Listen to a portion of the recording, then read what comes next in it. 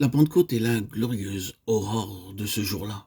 Elle est le premier de ces jours-là. Ésaïe 11, 10, Jérémie 3, 18, dont les prophètes et notre Seigneur avaient si souvent parlé. Elle est la promesse et le gage de ce que devait être l'histoire de l'Église. On reconnaît généralement que l'Église a mal rempli son mandat, que même à présent, au bout de 18 siècles, elle ne s'est pas élevée à la hauteur de ses glorieux privilèges. Et même lorsqu'elle s'efforce de répondre à sa vocation, de rendre témoignage jusqu'aux extrémités de la terre, elle ne le fait guère avec la foi de la Pentecôte, avec la puissance de son esprit. Au lieu de voir dans la Pentecôte l'aurore d'une ère nouvelle, elle parle et agit souvent comme si cette aurore bénie eût été la lumière de midi qui devait nécessairement décliner peu à peu.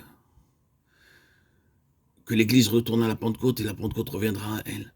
L'Esprit de Dieu ne saurait prendre possession de croyants qui manquent de place pour le recevoir.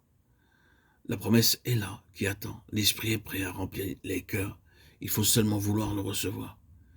C'est auprès du trône de Dieu qu'on trouve la Pentecôte. C'est en l'attendant là, d'un commun accord, dans la prière. C'est en l'attendant avec la foi que fortifie l'attente même, avec la foi qui regarde au Seigneur glorifié, sans douter de la manifestation de sa puissance qu'on l'obtient encore à présent.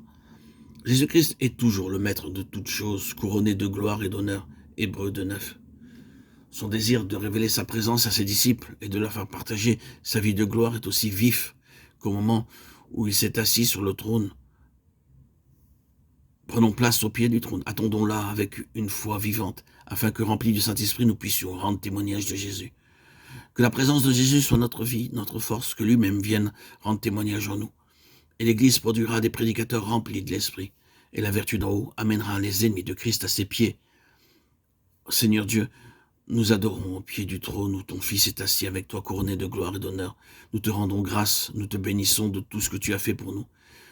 Les enfants des hommes, de ce que celui en qui tu prends ton plaisir appartient à la terre autant qu'aux cieux, et à nous autant qu'à toi, ô Dieu.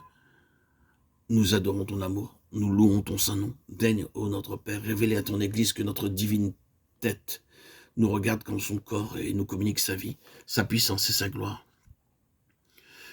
Daigne lui apprendre aussi que c'est le Saint-Esprit qui se charge de nous apporter cette foi, cette puissance et cette gloire.